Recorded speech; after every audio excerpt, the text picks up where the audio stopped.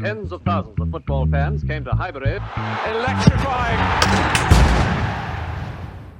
Yes, guys, welcome back to the Cannon podcast. We had to do it.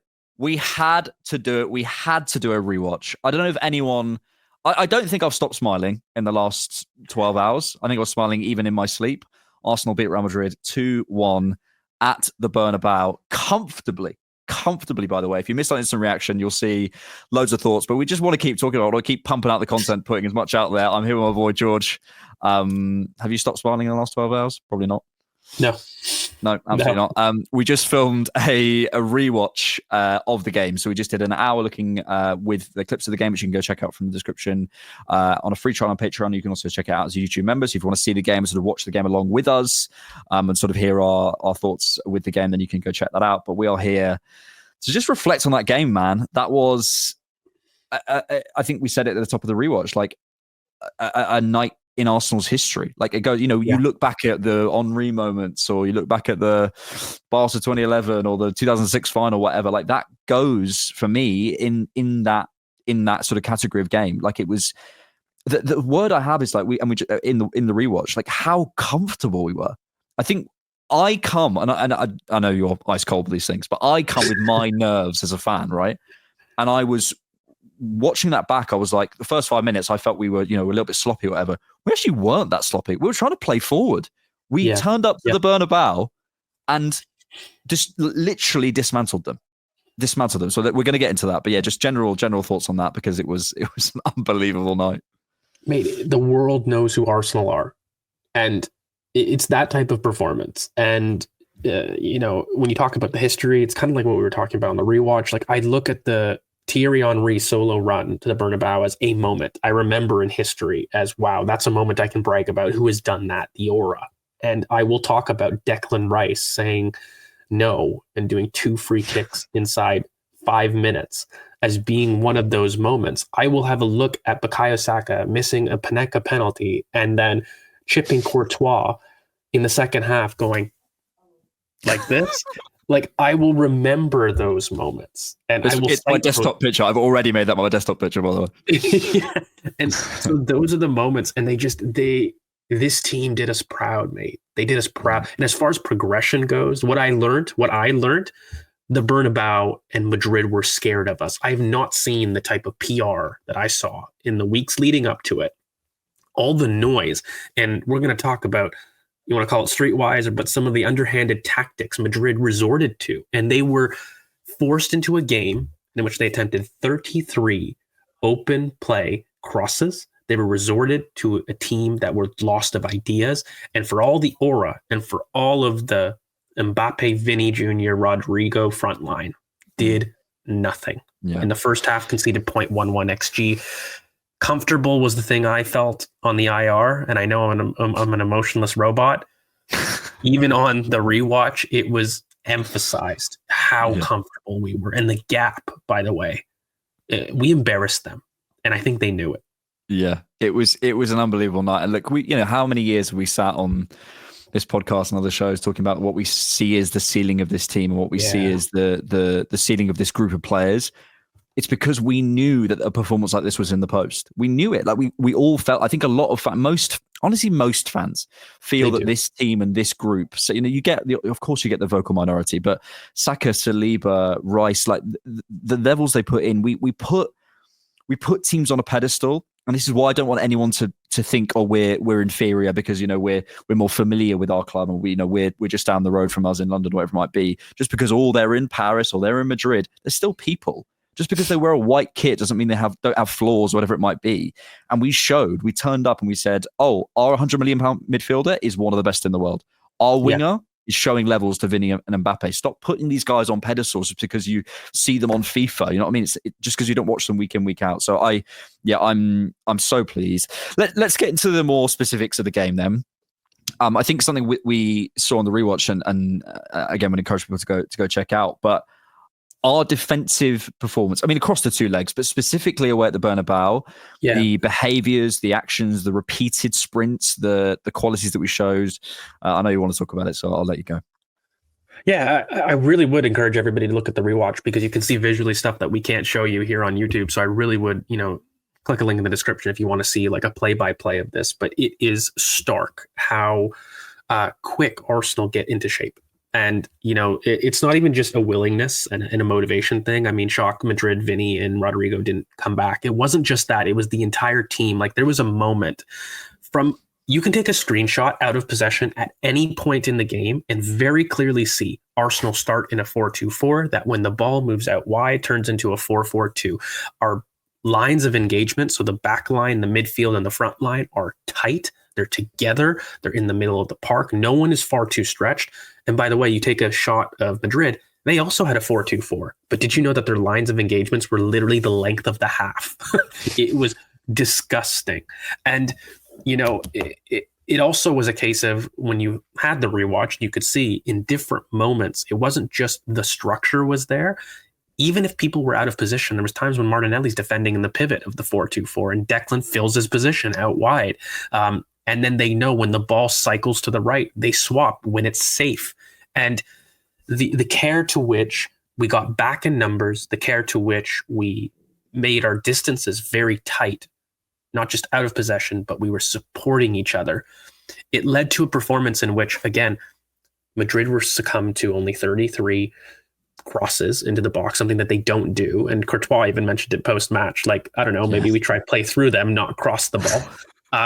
And to do that to Madrid, the epitome of glory and prestige in an attacking sense in the Champions League in their own competition, that's the embarrassing part.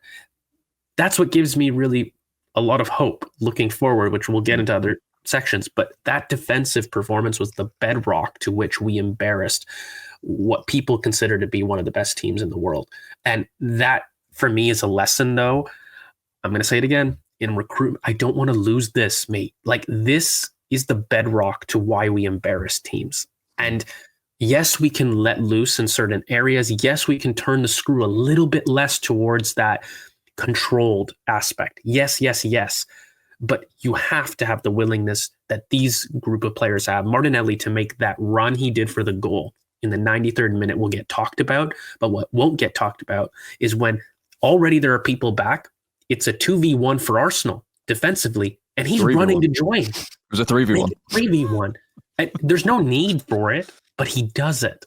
And it's just, the team deserved props, but that defensive display probably capped off with the gif of William Saliba against Mbappe in the box.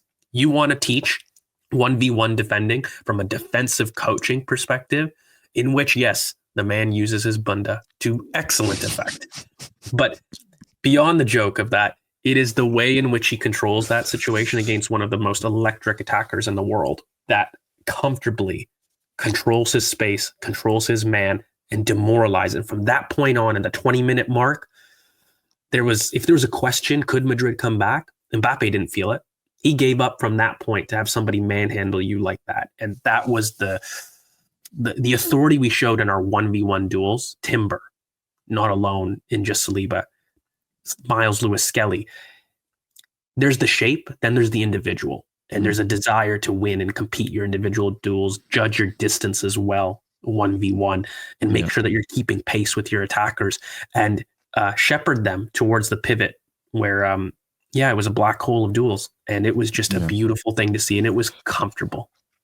It was superb. It really was. And we could probably talk about this for half an hour.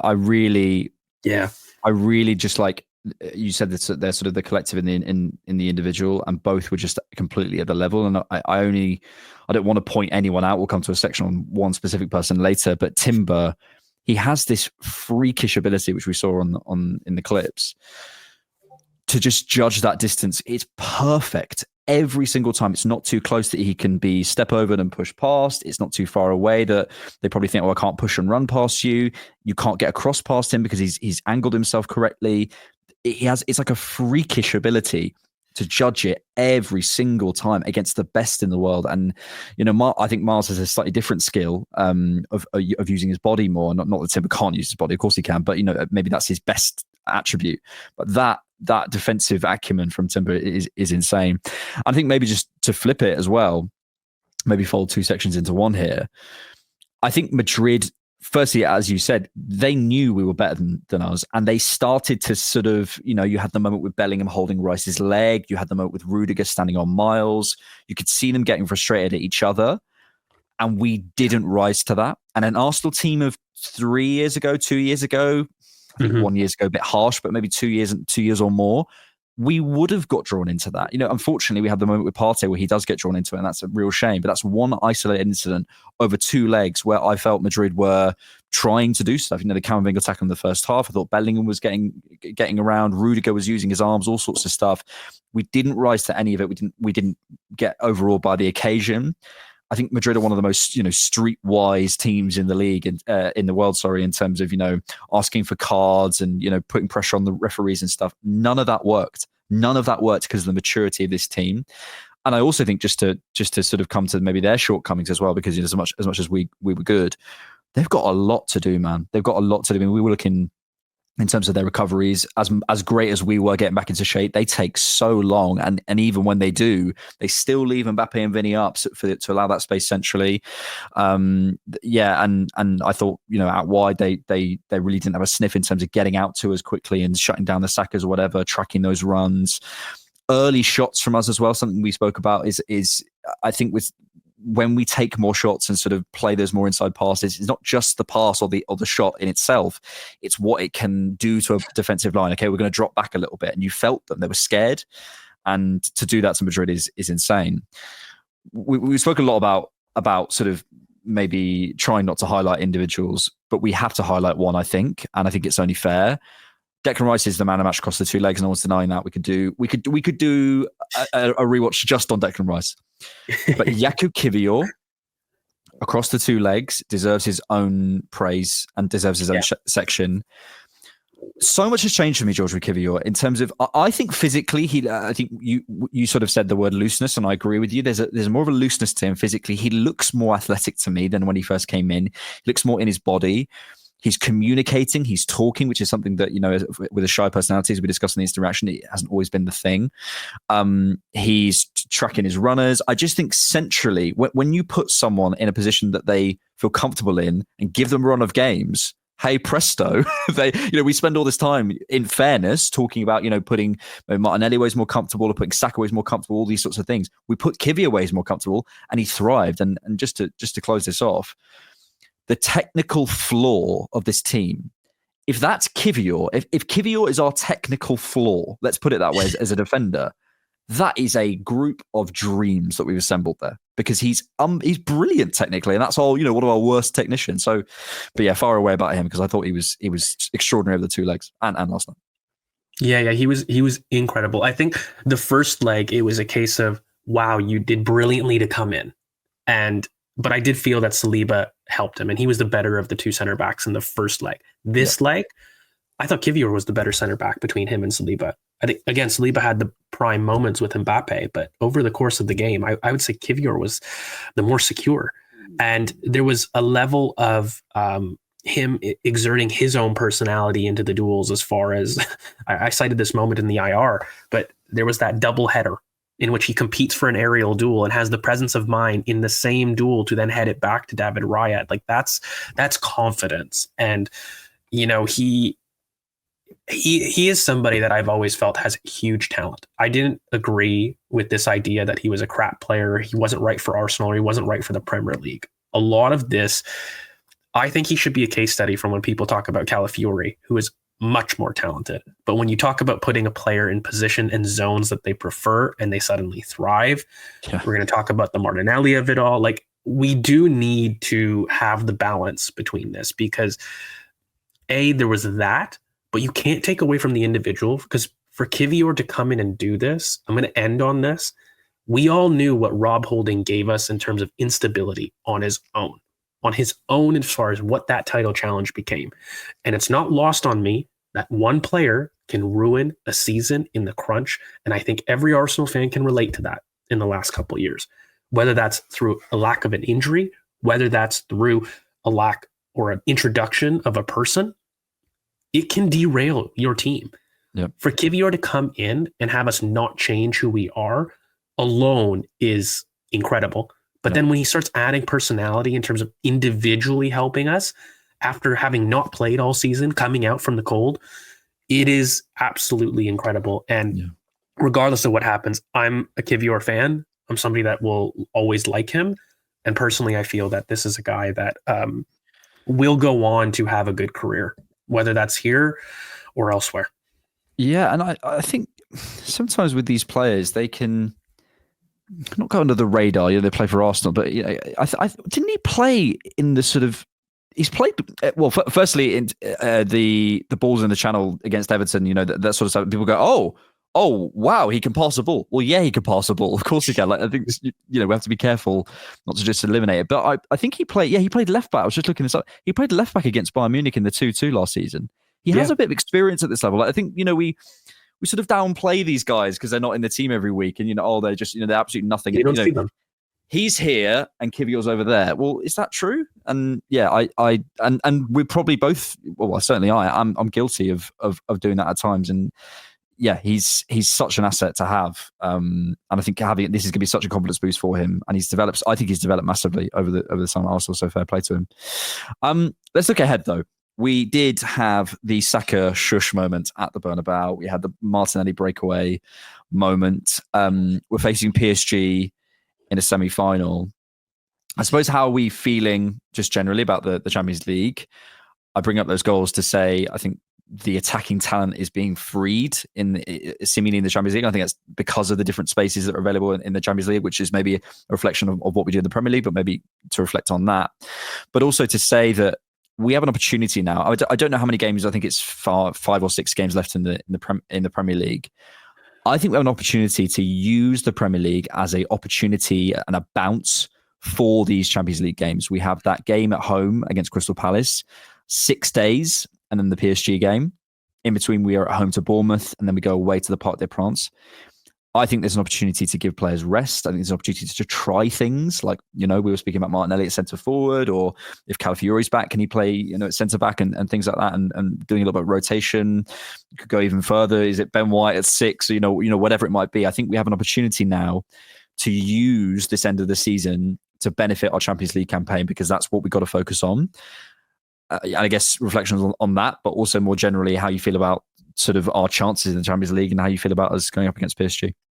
Yeah, I think the league needs to take a rotation sense, but also an experimental stage as far as what the next version of Arsenal could look like, and absolutely prepare for the Champions League. But also there's going to be games in there that we could maybe see Miles in midfield. We can start. Wait for that. Yeah, we could. I had to put that in. It's an opportunity to see things that we haven't necessarily.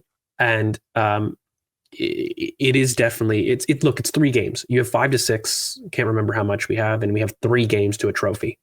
It's at this point in which I look forward to, how do I feel about Arsenal in the Champions League? Mate, this Madrid construction, I would really encourage people to have a look at the rewatch, because PSG are not going to be much different. It is another case of a very stacked front line with a small midfield that can't run. The only difference is, theoretically, Madrid's profiles can run. They were just really poorly coached. Tchouaméni, Jude, Valverde, Camavinga. These aren't profiles that lack athleticism. But let me trade that with Vitinha, João Neves. They're great players. They are small. This is a team that if you force them to run and run back to goal, they're going to have trouble. And if I look at 1v1 battles, by the way, Saka against Nuno Mendes. Nuno Mendes is excellent going forward. He tore Nuno Mendes up, who I consider to be the best left back in the world. That's a great matchup for us. I look on the right-hand side, the way that Hakimi, who's come into form recently, going forward, Martinelli on the back post like that, he's looking in form. I'm excited. William Paco, who again, good talent, but for me, has a tendency to be the only one that wants to defend in that back line. Mm.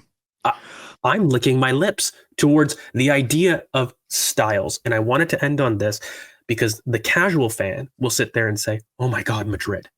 Oh my God, PSG. Oh my God, Barcelona. I'm sitting there saying, please, And I do this with the utmost respect. Styles make matchups. And for us, we are a team that prefers when teams come out at us. If we have to face a physical mid-block, this is something that I would be very fearful of without Kai Havertz. That is something, if I face an Inter, not that I fear the team more, but as a coach team, that is something where I'm like, their defensive distances and compactness can match us and they can run with us as well. So not that I'm afraid of them, but they can run with us. Can PSG run with us? Can Barcelona run with us, running back to goal? I don't know. I don't know about that.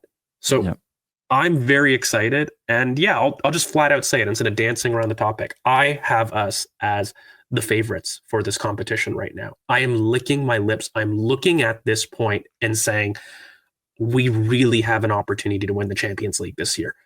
And Kai Havertz, my son, you will come back by like May 10th, May 15th. And there will be talks because he will come back for, in my opinion, the final. And we will be potentially seeing a very funny situation occur, in my opinion. I'm very confident, mate. I have not been this confident in a while. They can't all be your sons, George. We did that without Havertz, Gabriel, unless you've been a busy boy. Arsenal without Kai Havertz, Gabriel, Jesus, Calafiori, Tomiyasu, and Jorginho, by the way. We did that last night. Yeah.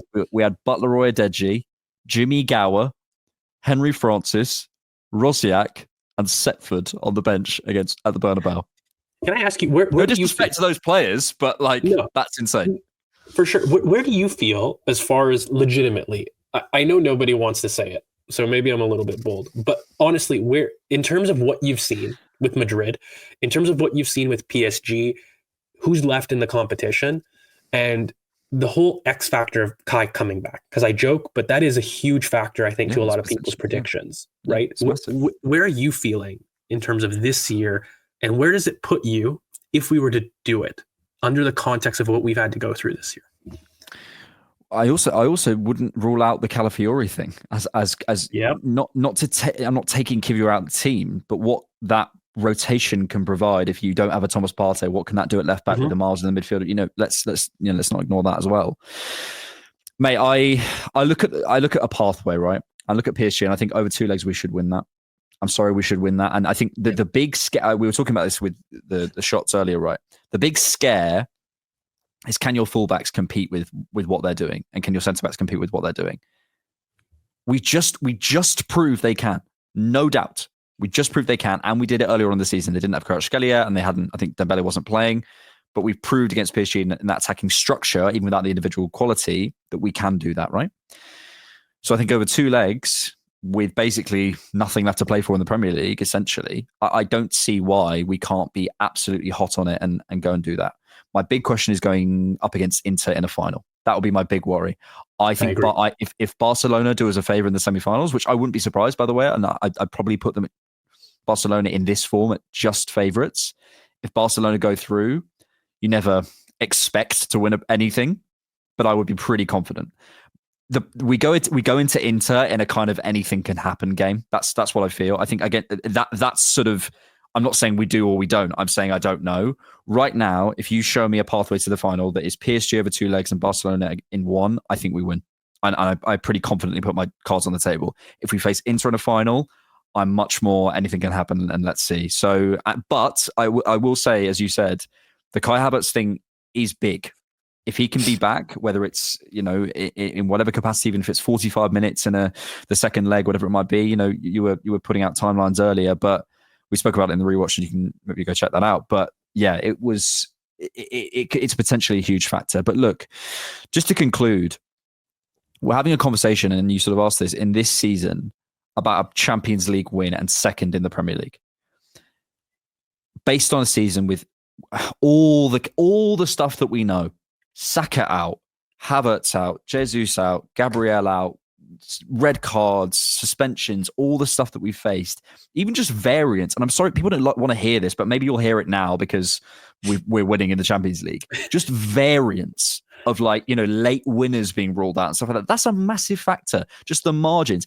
If you watch Liverpool against West Ham and tell me that there's not someone out there pulling some strings, balls hitting bars, taking nicks and just hitting they are riding their luck in the Premier League, and we have not had any of that. And that's fine. That happens. We have to go and look at ourselves, and there's issues in our game model that are causing us problems.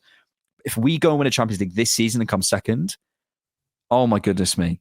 In this group, before we've even had the investment in the forward areas, in this season with the luck that we've had, that's one of the all-time great Arsenal seasons in its isolation, just Champions League and Premier League, before you even add on what's happened. So it's this group is in amazing. Our pathway, we were given nothing to do it. We were given the hardest run. I know I'm saying it's what I prefer as far as styles and matchups, but make no mistake about it, to face Madrid, PSG, then one of Barca or Inter. These are categorically the best teams that are left in the competition. And, maybe you could argue Atletico Madrid is a team where, again, that was a big matchup. But, as far as easy pathways go, this was not given to Arsenal. Even in the group stage, bro, away to Atalanta, away to Inter, a home to PSG. These aren't simple games.